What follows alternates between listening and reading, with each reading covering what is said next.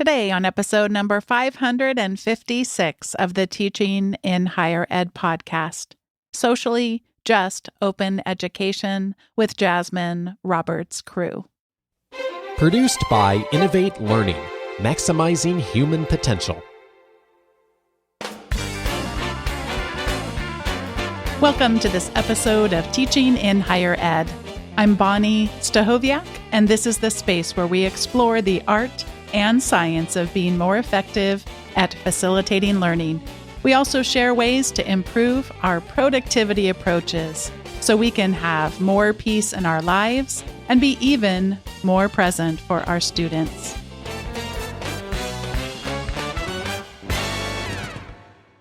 I'm so glad today to be welcoming to the show Jasmine Roberts-Crews. She's a lecturer in the School of Communication at The Ohio State University, where she teaches public relations writing, digital activism, and campaign strategy.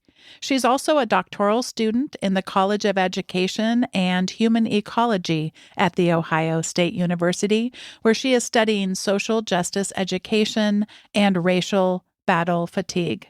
Along with her communication expertise, Professor Roberts-Crews is also a renowned open education leader, as you'll hear about a lot in today's episode and through other aspects of her work. She's delivered numerous keynote presentations across the country on the topics of social justice and open education, and has a TEDx talk titled, "I'm Tired of Talking About Race." She has provided consulting to several open education organizations on how to dynamically embody social justice and equity in practice. In her spare time, she loves to connect with her wife, fur babies, 2 dogs, and green babies, 40 plants total. Jasmine Roberts-Crews, welcome to Teaching in Higher Ed. I'm very excited for this conversation, Bonnie. To begin with, we need to go back to your bio and these green babies. And yes. I realize this is not a softball question. It's the opposite of a softball question. How do you keep green babies alive? Because I don't seem to be able to do that. That is such a great question, Bonnie. I get that a lot, to be honest with you. I think it sounds cliche, but if you talk to your green babies, they will talk back to you. I mean, they are living, right? And so I, name most of my plants and I greet them when I see them in the morning. And I know that sounds kind of hokey pokey, but I think just really being engaged with your green babies and not just looking at them as decorations per se is very helpful. And also taking care of my plants is very, very essential to my mental health and just overall wellness. It's just something about being in connection with nature, whether that's, of course, I prefer to be outside, but obviously indoors. It's just amazing to be able to connect with nature in that capacity. So it doesn't oftentimes feel like a chore. It's more so okay, let me carve out this time to take care of the plants, and the plants take care of me in return. I will say, my wife and I, during the pandemic, like everyone else, we kind of went a little overboard with the plants. So at the time, we had, oh gosh, I want to say like 55, close to 60 plants, like 60. And once society started to go back outside more and transitioning back into the office, it was obviously a lot more difficult to take care of all those plants. So we have had casualties, y'all. I do not want to present myself as if I'm all knowing. So now we're down to about 40-ish plants. And I have put myself on I guess you can say, no buying new plants, I guess you can say, boundary, if you will. So I'm not allowed to buy any new plants until the summer. So we will see if I actually follow my own guidelines and boundaries that I put in place for myself. But yes, that's kind of how we take care of them. There's so much in what you shared too. Just I kept instantly thinking of systems thinking and just that them engaging with you and you engaging with them. And I was reminded of someone gave me a beautiful flowering plant and I wanted to get it right so much. And I'm reading the directions and making sure I find the perfect spot for it. And then it just really ended up not doing well. And what turned out had happened, I only find out, of course, after the fact, when it didn't Oh, make it, that my for sure. daughter also loved this plant so much, and that she Oh, had remembered me reading the tag and how important it is to water plants. She didn't realize you could actually overwater plants. And so, I mean, yeah. and I didn't realize she was watering it too. So, like, this poor plant just drowned to death. Yeah, there is a thing called overwatering your plants. And again, Yes. I think that also comes from a source of like you were saying, Bonnie, I have to get this right. Like I want to make sure that I'm really taking care of this plant. But there are some plants that don't need a lot of water. You only need to water once every couple of weeks. So I'm not surprised, that is a thing that happens. That has happened to me, to be very frank with you. So, Yeah. oh, All right, so we're going to go back a little bit in time, and it's yeah. from a clip that I actually did some travel recently to Louisiana State University, two different campuses there. And this was a clip that really resonated with people of my generation and older. And it's from a movie called The Princess Bride. And I'm Yep, not I'm going to even familiar. try to I'm not even going to try to do it with the voice and everything. But it just goes a little something like this. You keep using that word. I do not think it means what you think it means. And to Yes. take us in to your work, and specifically an article we'll be touching on so much today, this happens Yeah. a lot with the word feminism. So let's Oh, start with, what does it mean to be a Black feminist? yes. So I actually, that's an amazing question. I want to go back just to the term feminist. I think feminist is a very weighty term, and I don't know if it honestly has to be. I mean, I think it's kind of similar with the term activist as well. And I get it, like language matters. There's a particular image that comes to mind when people say so and so is a feminist, or even when you call yourself a feminist, whether that be this person is militant or even difficult, brazen or radical or political.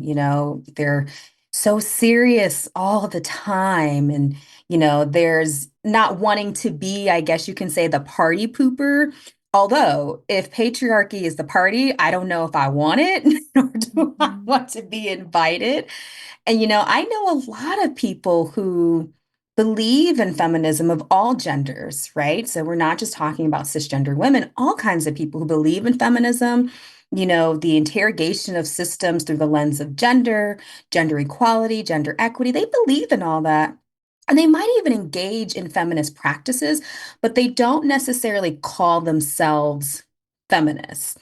And I think some of that comes from, I don't know, a place of not knowing if you've done all the things that grant you access to the feminist club, right? And I don't know if you can kind of relate to that yourself, Monty. Mhm. While I do think there are some key values and practices people should have if they want to call themselves a feminist. I do believe that. I also think, however, there is a situation where policing the term can go too far. That can be really off-putting to those who want to engage in the struggle that feminists take up.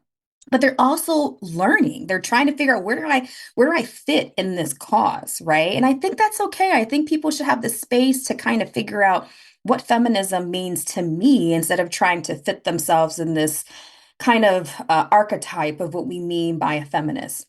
And I think when it comes to women of color, Black women in particular, I do want to make sure this is clear. Sometimes I will use the term women of color, but that's not necessarily always synonymous with Black women.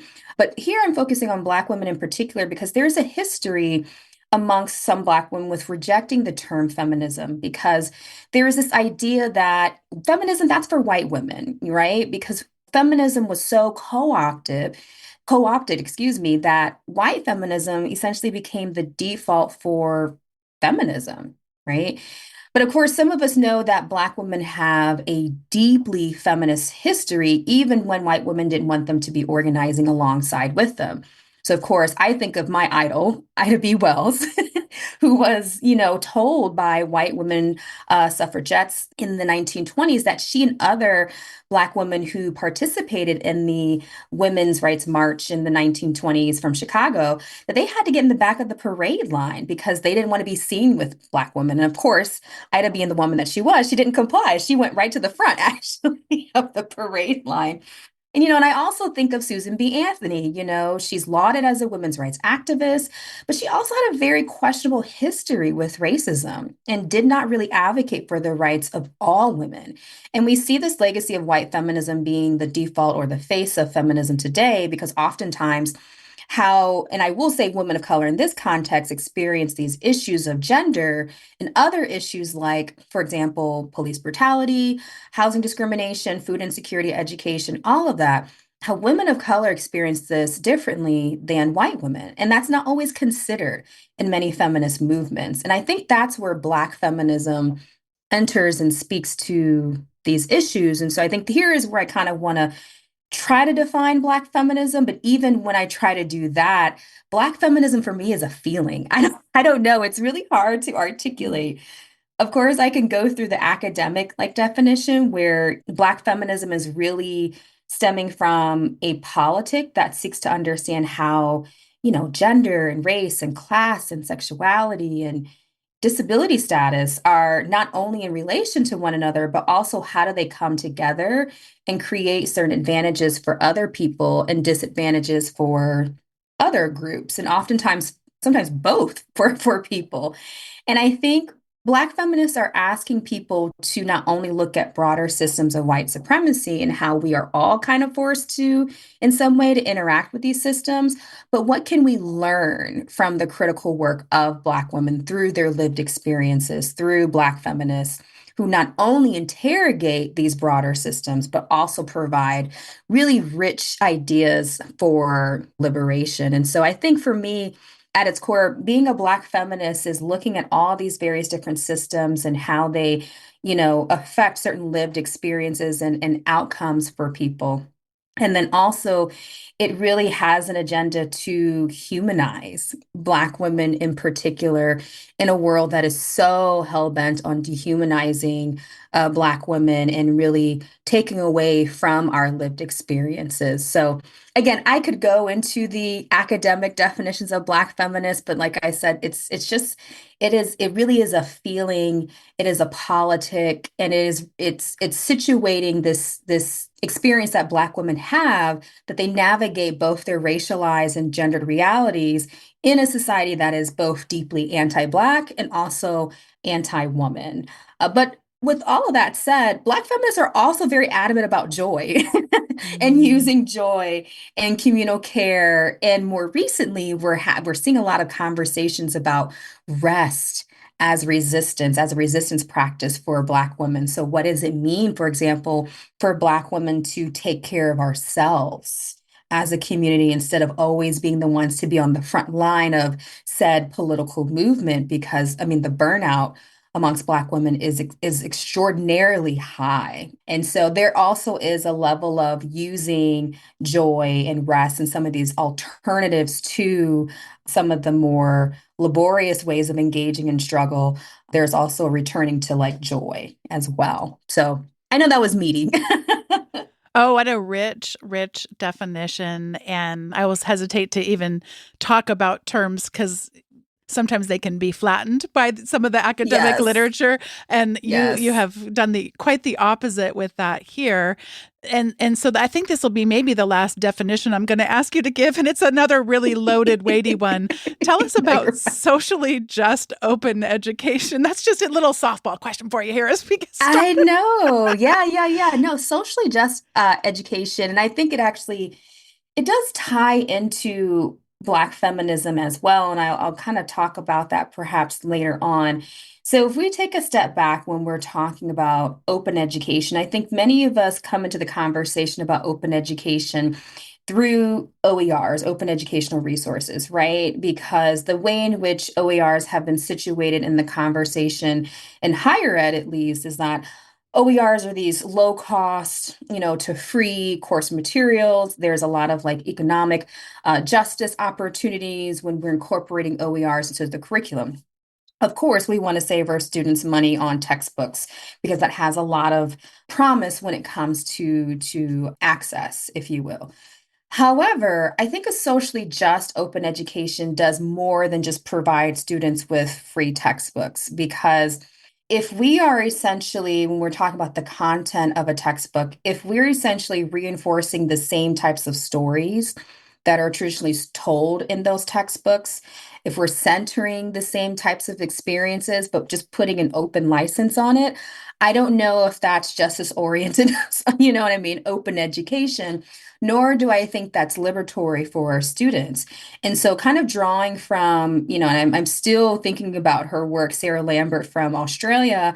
She created this really, really practical yet helpful framework as we think about open education through a social justice lens. And she argues that there are three principles of social justice as it relates to open ed.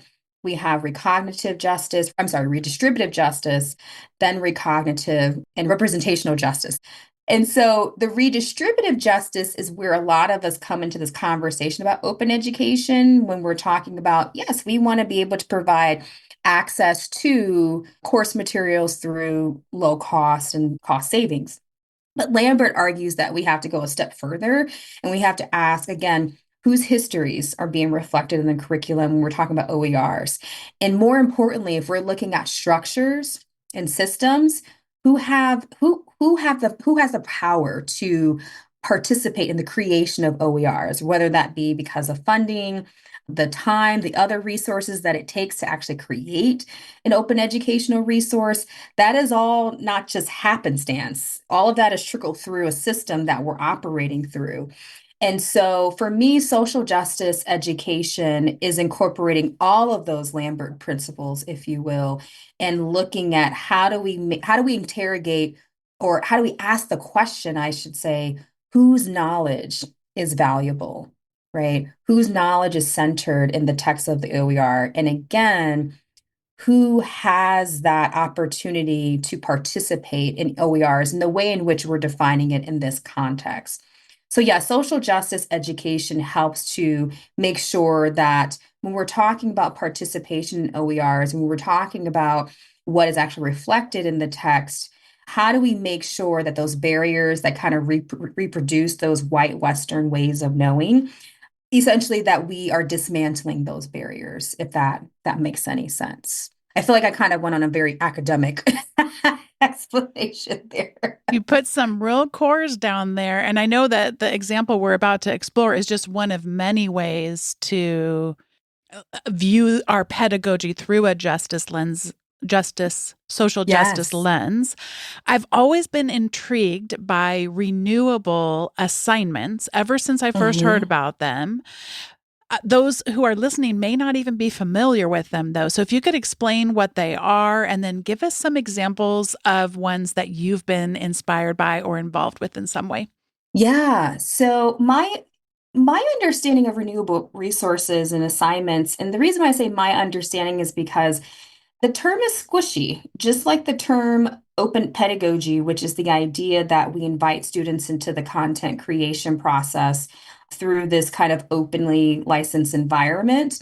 And so, my understanding of the way in which we're thinking about renewable science in the open education community is that we're kind of going away or rejecting this idea that assignments are transactional, or what is called, I think David Wiley kind of coined this term, disposable assignments. So those are your traditional academic assignments like quizzes, exams, term papers, things of that sort, where the student isn't really challenged to think about the utility of this assignment outside of the classroom. They're just writing it for the professor, and as soon as they get the A, all of a sudden the knowledge that they acquired for this assignment kind of goes out the window, and they're not thinking about how they're contributing to this wider ecosystem, if you will, of knowledge. So my understanding of renewable assignments is that you're taking this opportunity through an open license, and you're really encouraging students to think about how could, for example, editing a Wikipedia page be beneficial to the wider community. So that is one example in which I've seen educators use this notion of a renewable assignment. They'll edit a Wikipedia page so that either it's more accurate or representational, things of that sort. And I think it's a really cool opportunity for students to bring their own lived experience, right? And their own knowledge into the content creation process. And to be honest with you, students are actually a lot more engaged when they know that their audience at the end of the day is not just a professor. They know other people are going to see this work. And so again, they're typically a little bit more engaged than what you would find in like a term paper or an exam, things of that sort. Another example that I want to give is from my own classroom as something I used to do. It's not quite as dynamic as some of the other examples that I've seen, but years ago, I wrote an open textbook for my writing for strategic communication students. And after a while, one of the challenges about OERs is just making sure that the information that you're including in the text is up to date. And so I thought to myself, well, what does it mean for my students to actually contribute to this textbook, right? And so to help me with the curation of the textbook after some time.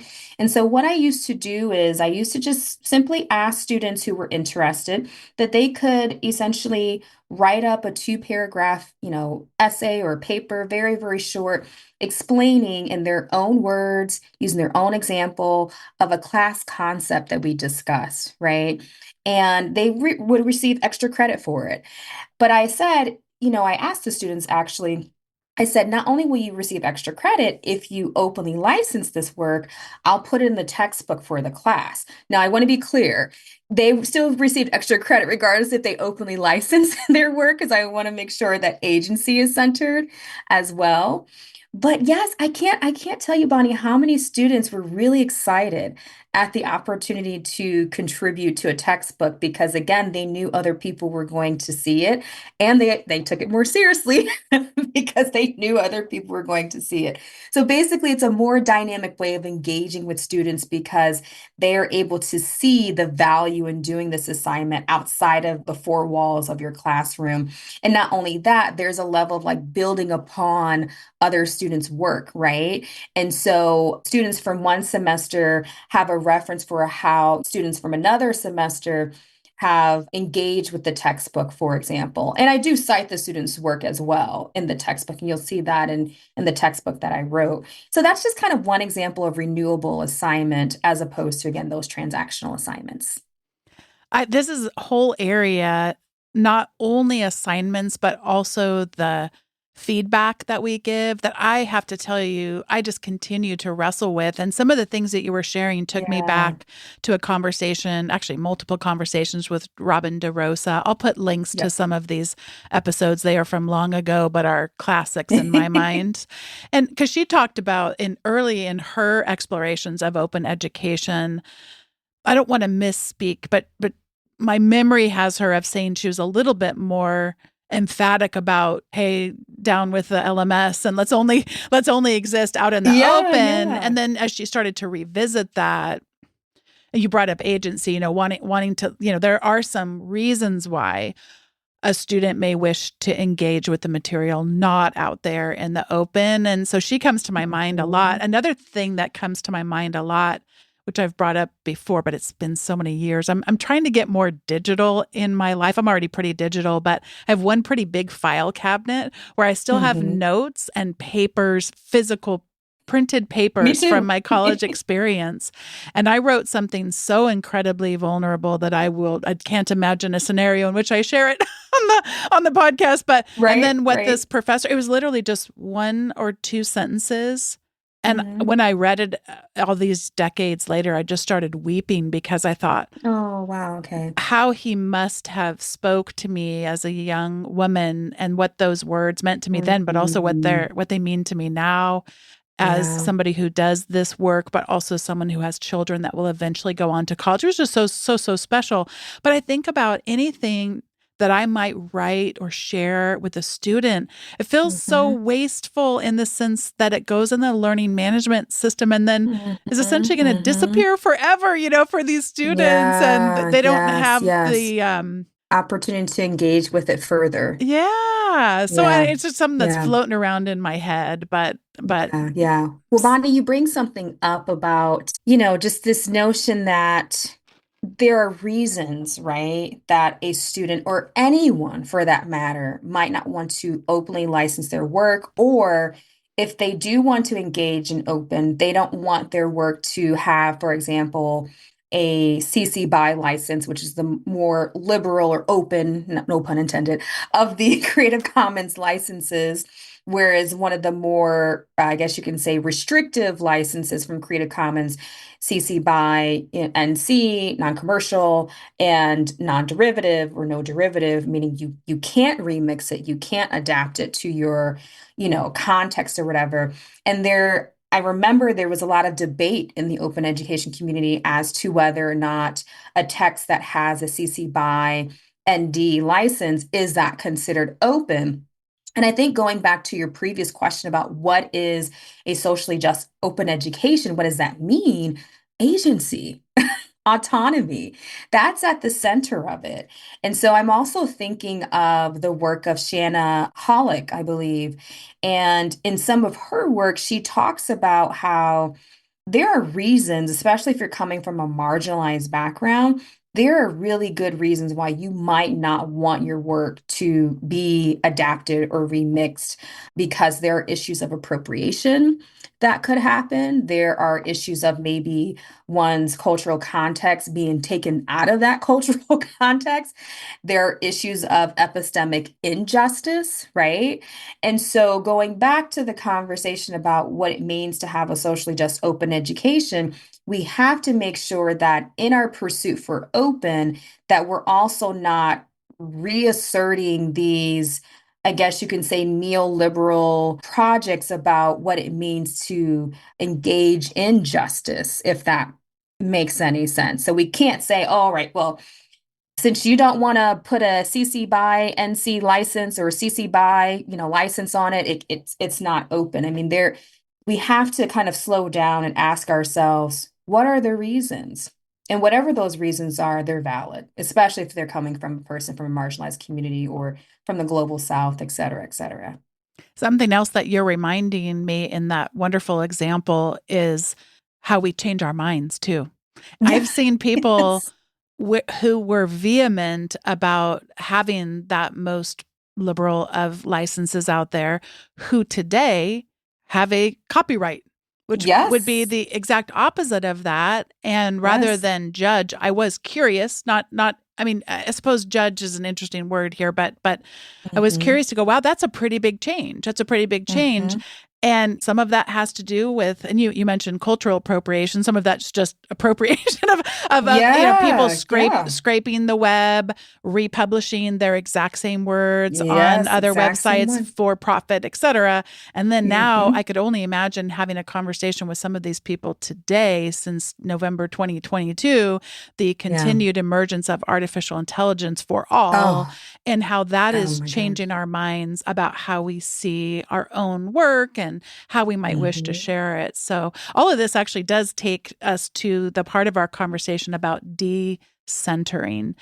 Talk to us Yeah. about why decentering is important, and then what are some of the ways that this can be done, specifically in an educational context?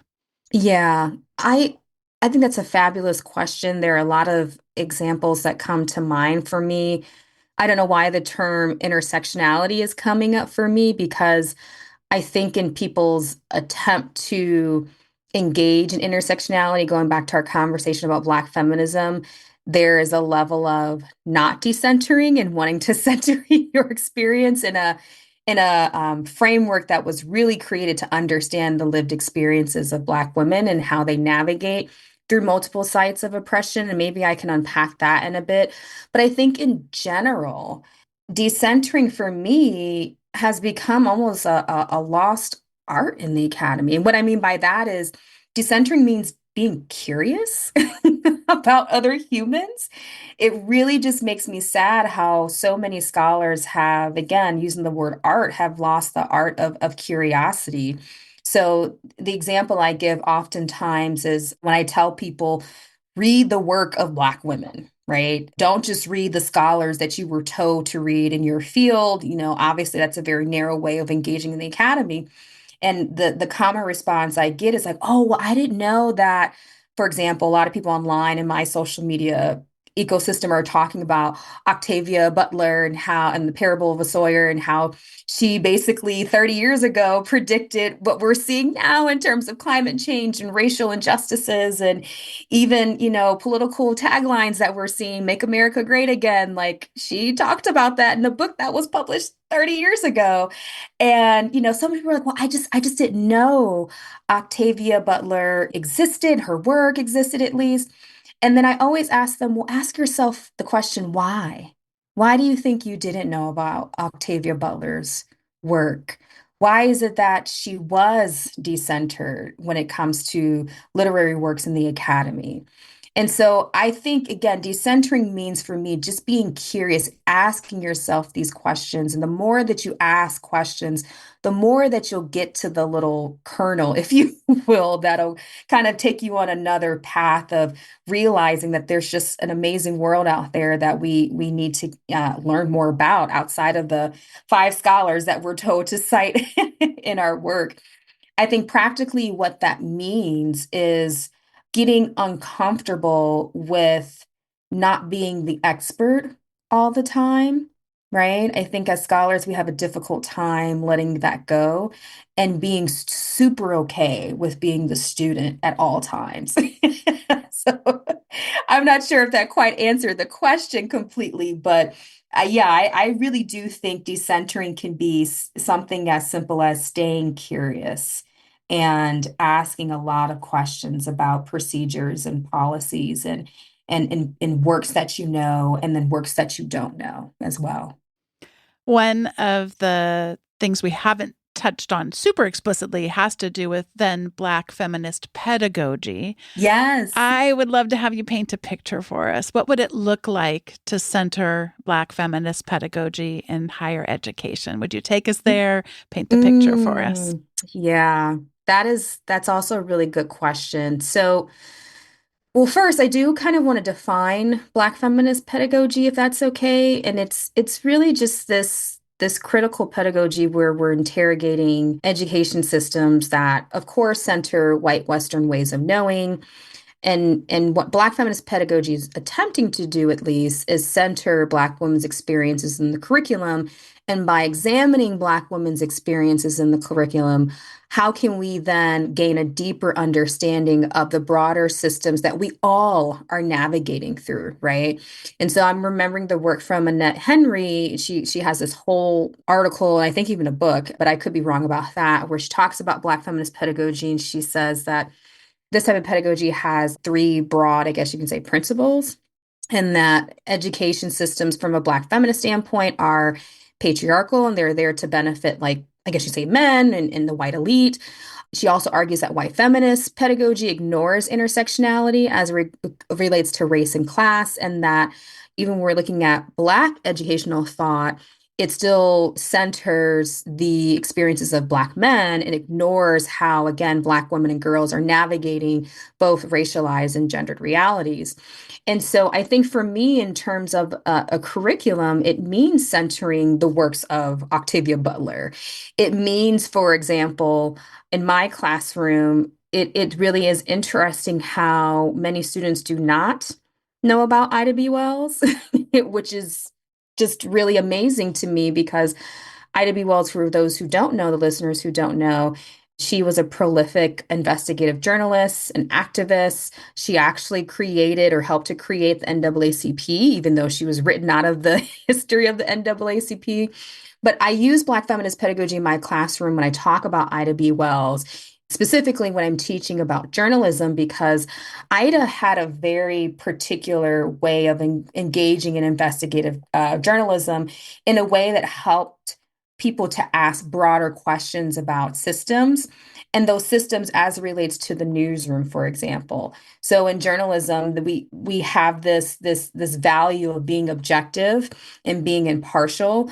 But Ida B. Wells, through her investigative reporting, show that idea of objectivity is not is not actually true in the newsroom because objectivity has historically been defined through a white Western lens. And so I challenge my students to really just, again, maybe I don't want to say reject this notion of neutrality and objectivity, but really interrogate who gets to determine that.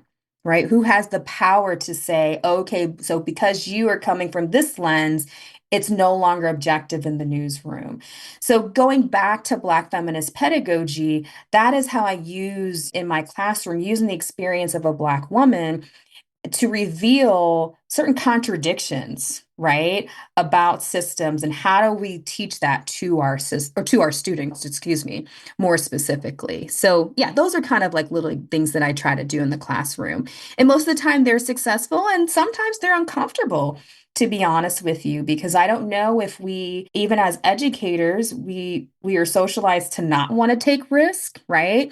Because when my students come to the classroom, especially those students who have had like previous journalism training, many of them have been taught, no, I can be objective as a journalist. I'm telling both sides of the story. But I love what another Black feminist, by the name of Nicole Hannah Jones, I love what she says about journalism. And that is, it's not stenography. It's not just this person said this, that person said that. It's pursuing the truth with context, right? And so again, who gets to determine what is true and who gets to determine neutrality in the newsroom? And so all of that to say, there is a level of being, as an educator, being uncomfortable with, there might be some students in your classroom who, for the first time, they're encountering this Black feminist pedagogy and it completely, I don't want to say completely, that's kind of dramatic, but it unearths them a little bit. It's a little disorienting because most of their educational career, they've been taught one way. And so when you introduce this other critical pedagogy, it can be difficult. But I think it's my job as an educator to take risk and to push my students to think about the alternatives as well.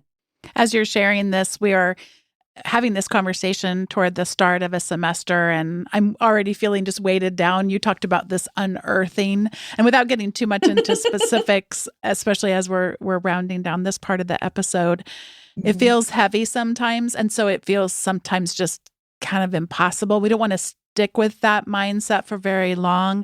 And I Yeah. have long treasured the words from Adrienne Marie Brown, small is all. And so I Yeah. ask you this very easy question, I say sarcastically, but how can we shrink this down? What's one small change educators could make tomorrow to bring more Mm. justice-centered approaches into their classrooms and their teaching?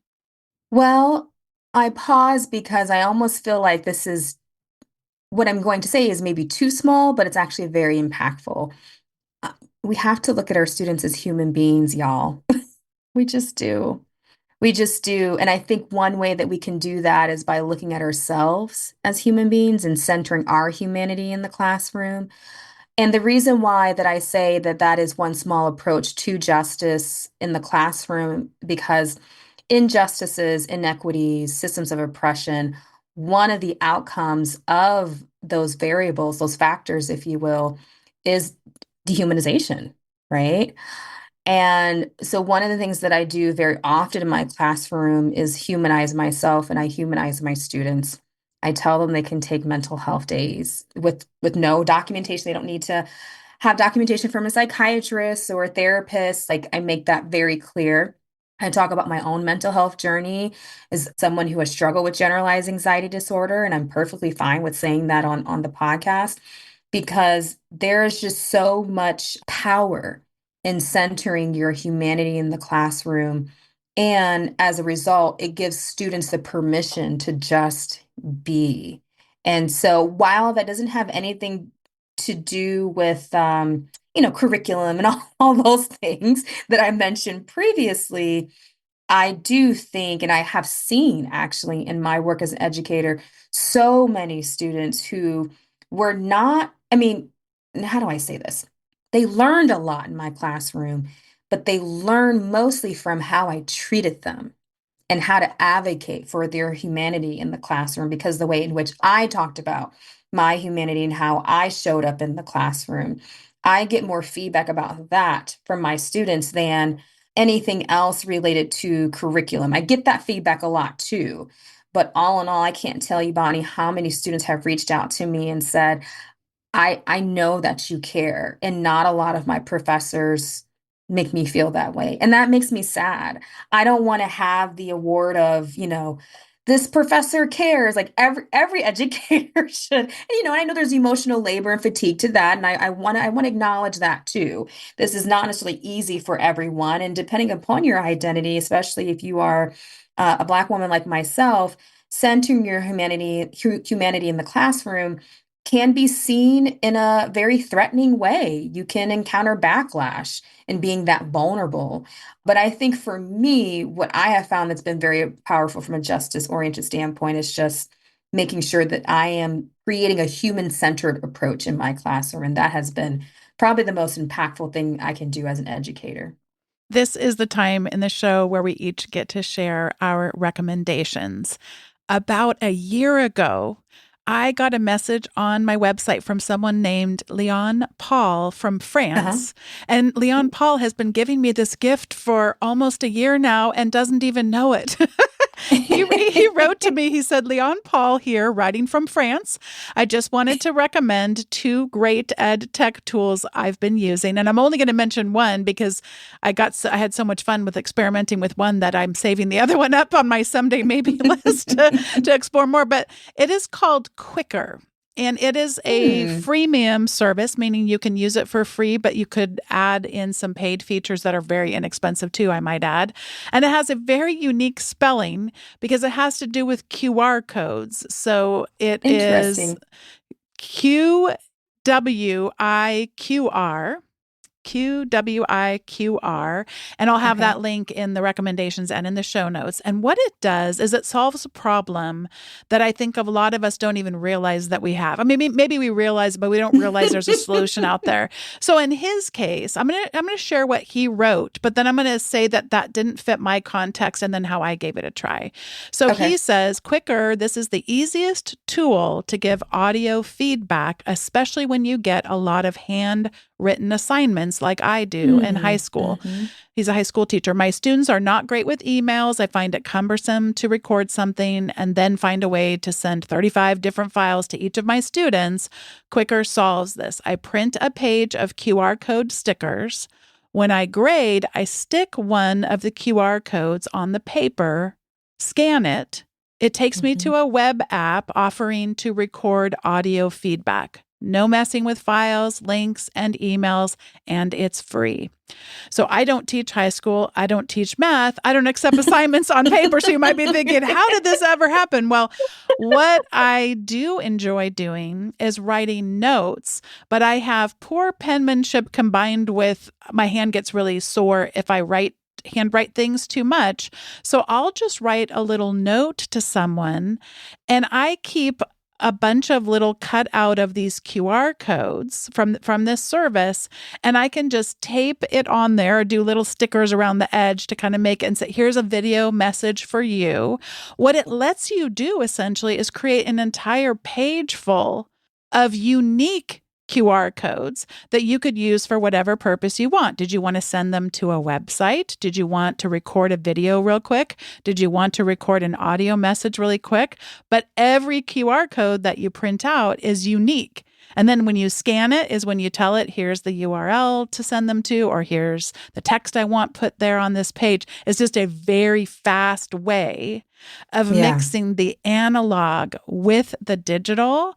And I have been having so much fun. It's really funny because you know how you like the sort of rules, the etiquette, like you send someone a thank you note, they're not supposed to thank you Yes. back. Like we don't need to keep this chain going.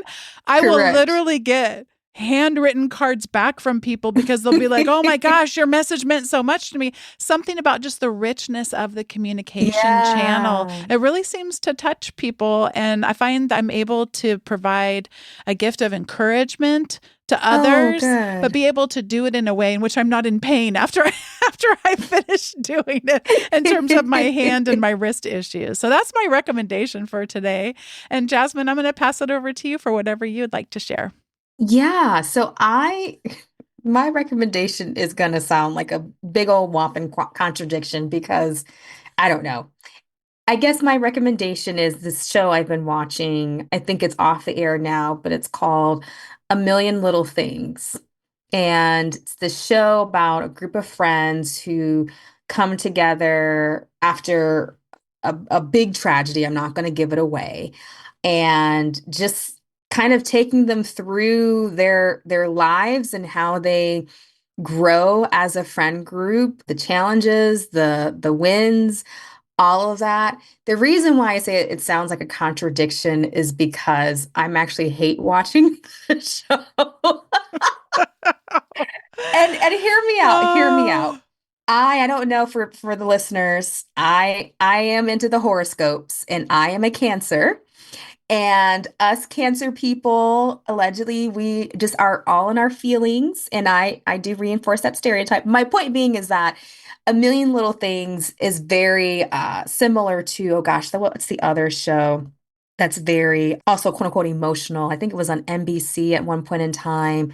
I can't remember. Oh goodness. Anyways, it's a very like emotionally charged show, not just like negative okay. emotions, just all around. And it takes you on a roller coaster for sure. And the reason why I'm hate watching it is because a lot of the scenes are highly unrealistic. And I'm like, this could not happen in a friend group, not a friend group that's been a friend group for this long, but I'm still watching it. But it does a great job, I will say this, of addressing so many issues, whether that be LGBTQ issues, issues related to pregnancy, women's rights, Black Lives Matter. Let's see, disability justice. I mean, it really touches on a lot of like adoption, like all of that. It touches on so many different issues through this friend group. But some of the scenes, I'm like, oh, y'all, you're really, really cranking up the emotional meter here. So I'm going to recommend it and then see what y'all think for those who are kind of into shows like that.